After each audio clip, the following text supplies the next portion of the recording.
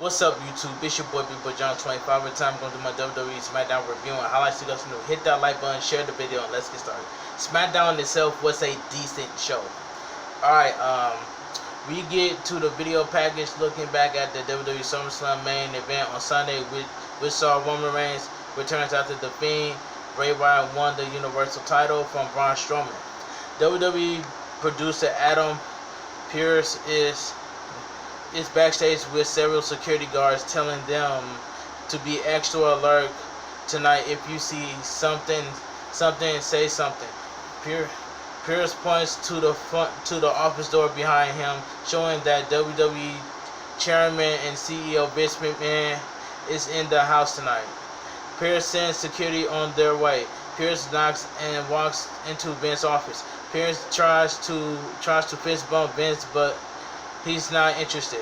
Vince says he seems a bit nervous, which is normal for people who come around him. Vince has a mission for Pierce tonight. He hypes the no-holds-barred True Threat at Payback and hands Pierce the contract for the match. He tells Pierce he needs their signatures on the paper before the night is over. He wants Pierce to start with the Fiend, and if he can't find him, try Bray Wyatt, possibly in the Firefly Funhouse. Vince pulls one of his suits in a cover off a door, hanging it to Pierce to get the job done. Pierce asks if he's serious. Vince tells Pierce to say hello to Huskus the pig for him, and Vince is apparently a big fan.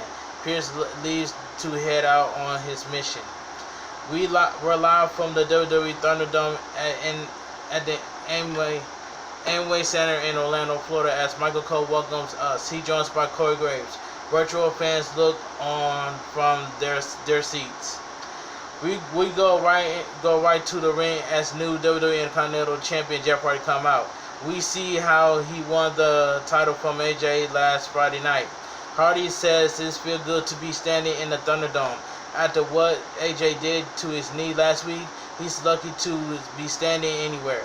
Jeff goes on and says he's ready to defend tonight. The music interrupts and out comes AJ Styles to the stage, dressed in street clothes. AJ asks if this is real. AJ says Hardy is a liar and a cheat. He walked to the ring, says he has a knee injury before and never went to a doctor to get an illegal object on his knee, but Jeff did.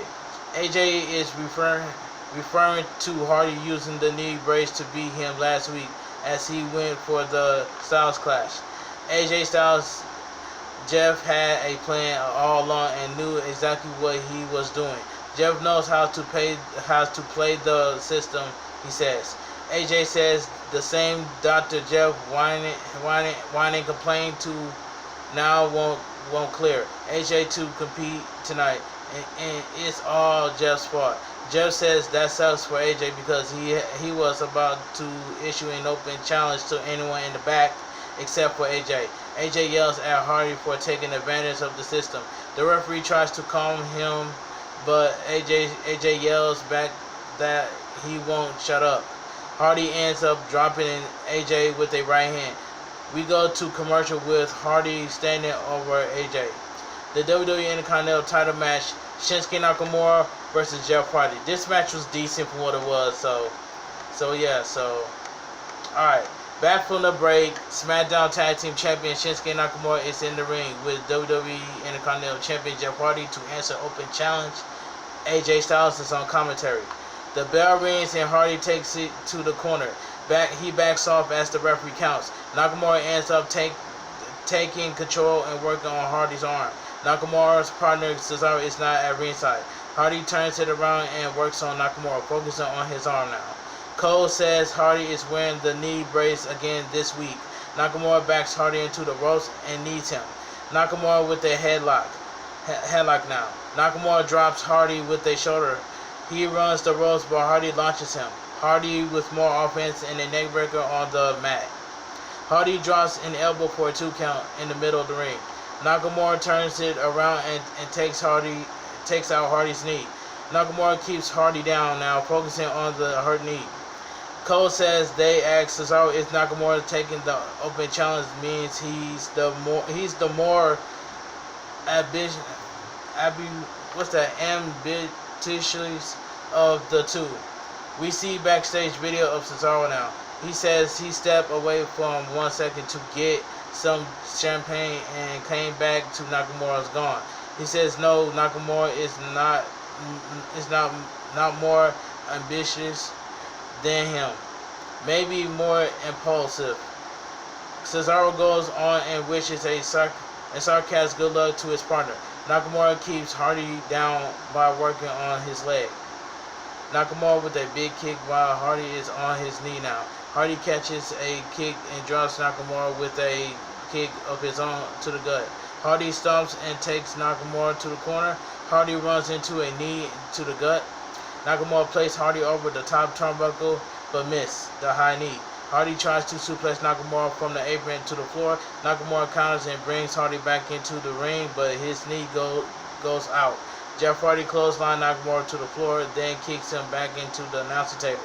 Hardy follows and ends up tossing Nakamura over the table into AJ. We go to commercial. Alright, back from the break, and Nakamura has Hardy down in a submission, focusing on the leg still. AJ is upset, and we see how Nakamura was launched into him before the break. Hardy rocks Nakamura with a getting back to his feet, and now in the ring now.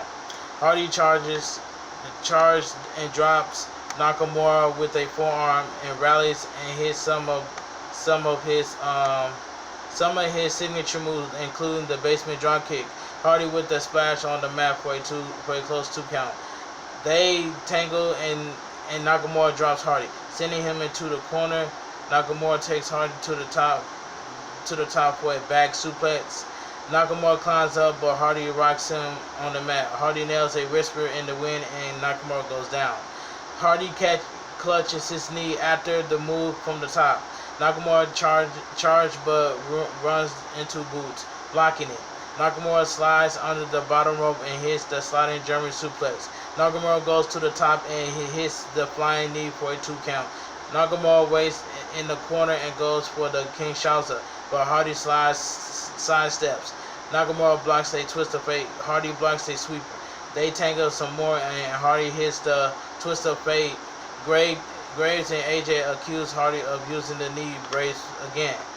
Hardy goes back to the top and hits the swanton bomb for the pin to retain.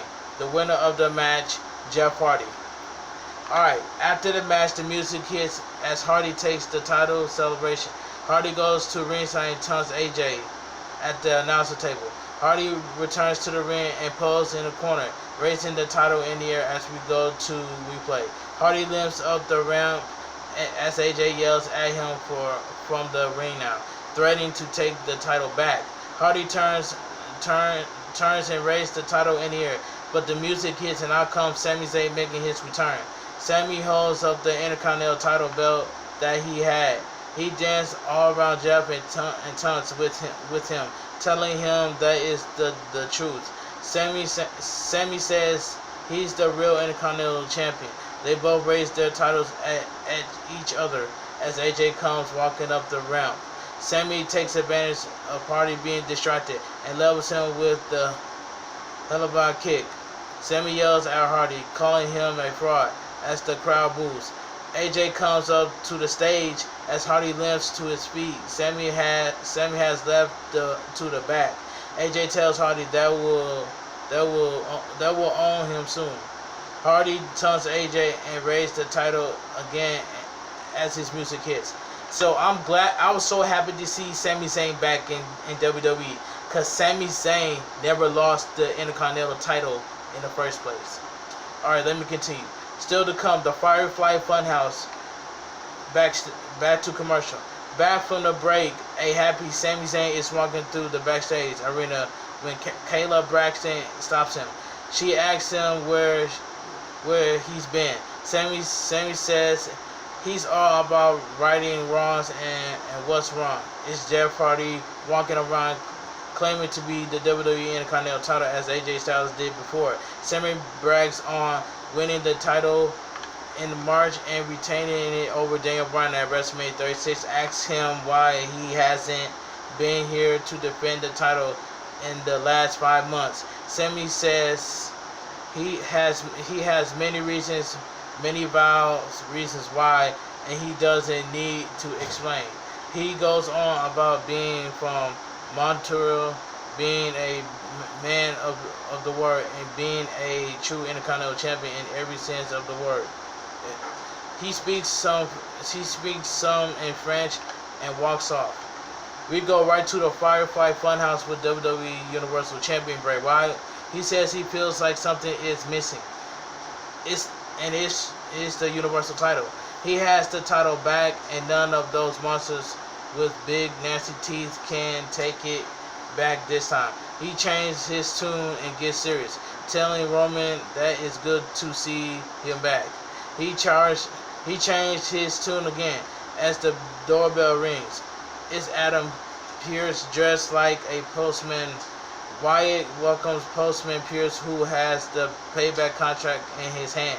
Pearce asks Wyatt to sign the contract for Sunday. He laughed and asked why would he sign it. Pearce says sometimes there feels like a connection between Wyatt and him. We see flashes of the Fiend across the screen. Wyatt agrees to sign and says he hopes Reigns and Braun Strowman would know what they're getting into. Wyatt signs and says if he knows him, he's like he thinks he does. He just signed a couple of death warrants. Pearce leaves as Wyatt laughs. Wyatt says remember to let him in. He waves goodbye to end the segment. The announcers hype the rest of Pearce's mission for tonight. We also get a look at the Matt Riddle versus King Baron Corbin feud. We go back to the ring, and out comes Matt Riddle, cuts a promo on King Corbin. Corbin says he's afraid. He talks about the King ransom and ends up calling Corbin out for a fight. We go to commercial. Back from the break, and Riddle is still in the ring calling Corbin out. The music hits, and out comes Corbin. Talks some trash and says he's accept. Chad Gable dropped Riddle with a sneak attack. Corbin finished and says he accepts on behalf of Chad Gable. Matt Riddle versus Shorty G. I'm calling him Chad Gable. Alright, this match was quick. The bell rings and Chad Gable unloads on Matt Riddle, beating him down and mounting him from behind with more strikes. Riddle comes back with a big suplex from the mat. Chad Gable blocks another suplex attempt and hits a tiger suplex of his own for a close 2 count. King Corbin yells from ringside as Riddle fights back. More back and forth between the two. Riddle ends up getting the easy pin with the Bro Drake in the middle of the ring. The winner of the match, Matt Riddle. Alright, after the match, Matt Riddle stands tall as his music hits. Corbin hits the ring and they tangle for a minute, but Corbin retreats after ducking a kick. Riddle music starts back up as he taunts Corbin from the ring. We go to replay. Corbin and Riddle continues to trash talking. Cole shows us the Miz and Big E had a heated exchange during last Sunday's return of Talking Smack on the WWE Network. We see a video from earlier today with Big E saying he wasn't going to waste his time on Miz TV tonight, arguing with the Miz and John Morrison. Sheamus joined Miz and Morrison to stand with them, while Heavy Machinery joins Big E to even the odds. The 6 superstars face off, and Cole announces that they will meet in the ring later tonight. We see Big E and Heavy Machinery backstage now. WWE Women's Tag Team Champions appears. Sasha Banks and Bayley, SmackDown Women's Champion. Bayley and crack jokes at them before walking off. Back to commercial. Back from the break, Adam Pearce is knocking on Roman Reigns' door, but no one answered. We see Kayla Braxton stopping King Corbin and asking if he will now accept Matt Riddle's challenge. Corbin rants on about how he's going to destroy Riddle at WWE Payback on Sunday and prove that he doesn't belong in this kingdom. A furious Corbin walks off. We go back to the ring, and out comes the Women's Tag Team Champion, Sasha Banks. and SmackDown Women's Champion Bayley. Greg Hamilton does the introductions. This was a pretty good segment by Sasha Banks and Bayley. So anyway, Bayley takes the mic about how this has been a hard week for them. They both had to defend their singles titles at SummerSlam last Sunday, and now have to defend their tag titles against Shayna Baszler and Nia Jax at Payback this Sunday. She hypes up and says, but lucky for them, they are the best tag team. She goes on bragging as they pose with the titles. Bayley knows Banks is devastated about losing the Raw Women's title. She tries to talk her up and then takes blame for the loss, saying it's all her fault.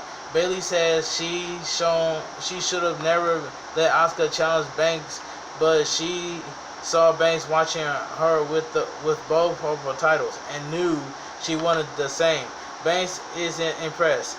Bayley says, but all that is in the past. Now they will move forward with a win on Sunday. She goes on about how they're strong together. The titles represent more than their friendship. Bayley says on Sunday they cannot lose. Banks agrees. Banks doesn't want Bayley to worry and says as long as Bayley has her back, they can get through anything. They can get through anything together. Banks may not be two belts Banks anymore, but she knows who is and what she stands for, and they are still best friends.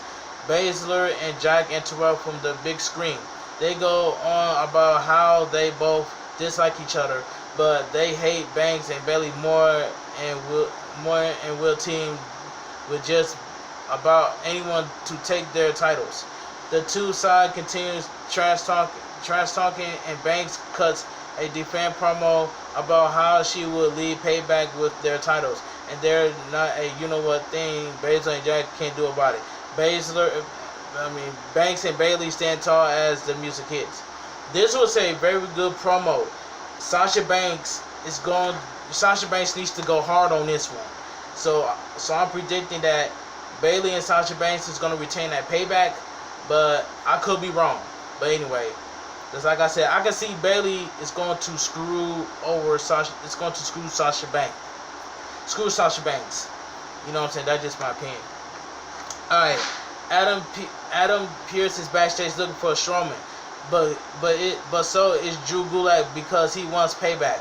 Gulag walks over to the table and smacks Strowman over the back with a steel chair. He just takes it and Gulag walks off. Strowman turns around to see Pearce standing there with the Payback contract. They have words, and Strowman says the only way he's signing the contract is if Pearce gets Gulag in the ring for him right now.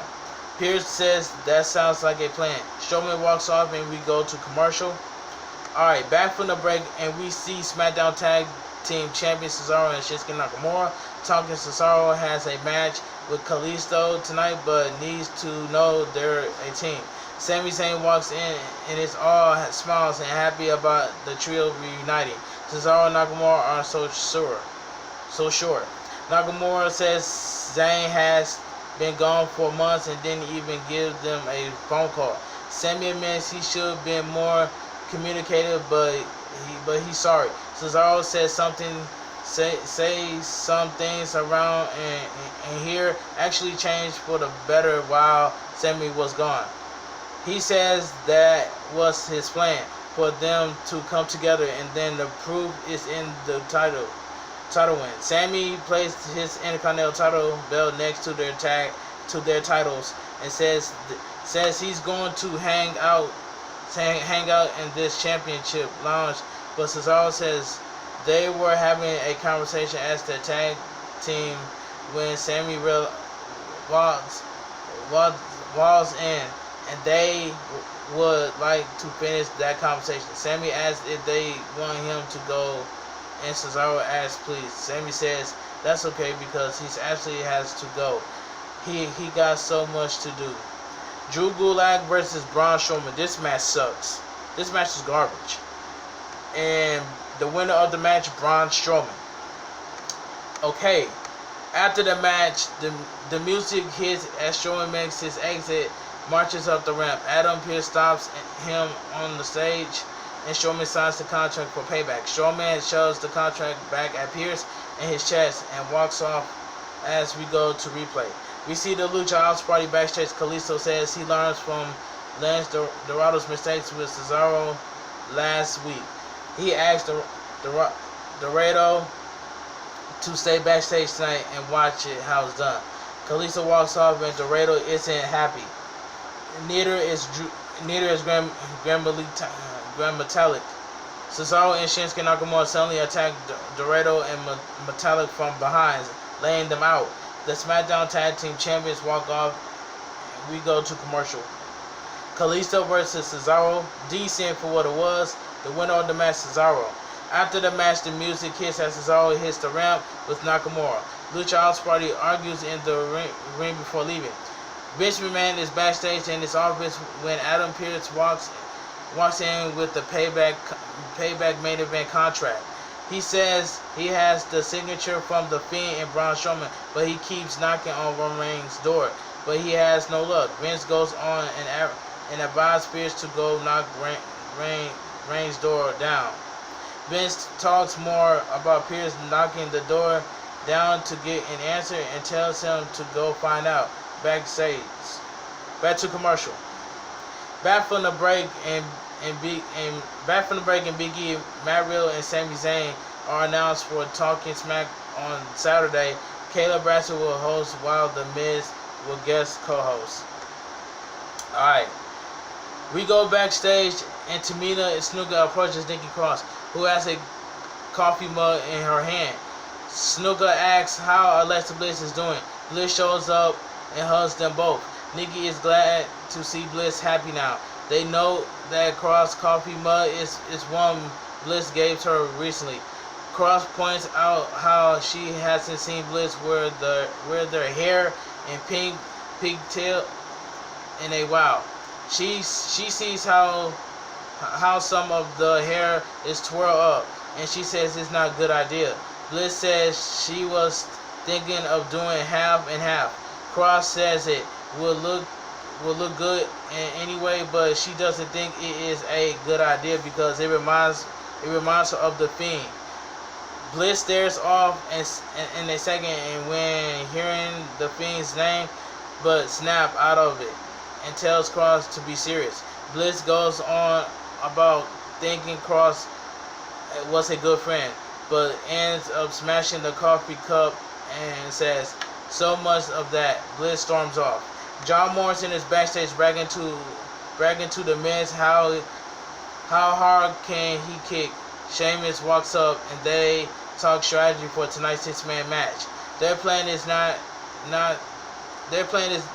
not let the others in the ring, but Sheamus doesn't like it and tells them to just follow his lead. Sheamus walks off and Miz and Morrison, what kind of plan was he think of? Heavy Machinery and Big E versus The Miz and John Morrison and Sheamus. This match was decent 6-man tag match. It says the winners of the match, Big E and Heavy Machinery. After the match, Big E and Heavy Machinery celebrates as the New Day music hits. We go to replay. The celebration continues as the winners dance in the ring. Adam Pearce is backstage with Roman Reigns, who has the Payback main event contract. Roman Reigns says he is not signing as he wants some change into the contract. He guarantees to be in the match on Sunday and to break everyone, then leaves. He also guarantees to win back the Universal title, which he says he never lost in the first place. Roman Reigns says that is not just a prediction, that's a spoiler. The camera then shows Paul Heyman sitting down next to Roman Reigns as Reigns look up at Pearce. Heyman leans over Reigns and says, "Believe that." It looks like Roman Reigns has hired Heyman for his service. Reigns looks down at the Payback and contract as the Payback goes home show of SmackDown goes up there. I love the ending. No one in the WWE saw this one coming. Roman Reigns and Paul Heyman Romen Reigns and Braun Heyman is together. Now that's something I can get behind of, but no one in the wrestling community saw this one coming. So Roman Reigns is a Braun Heyman guy. No one saw this coming. So anyway, if you guys overall, this SmackDown was a decent show. It was just decent for what it was. But anyway, if you guys enjoyed my WWE Smackdown review and highlights, drop a like on this video, share the video, comment down below. My Twitter, my Instagram, and TikTok will be down below in the description. I'll see you guys this Sunday at WWE Payback review and highlights. Talk to you guys later, and I'm out of here. And also, I have 200 followers on Twitter, and just a quick announcement: I will be streaming on Twitch, so make sure you guys follow me on Twitch at BigBoyJohn25. I don't have any numbers to my name, but my name is altogether BigBoyJohn25. Just spell the word 25. But anyway, this your boy BigBoyJohn25. I'll talk to you guys later. I'll see you guys at WWE Payback review and highlights. Make sure you be on the lookout for that video, and I'll talk to you guys later. And I'm out of here.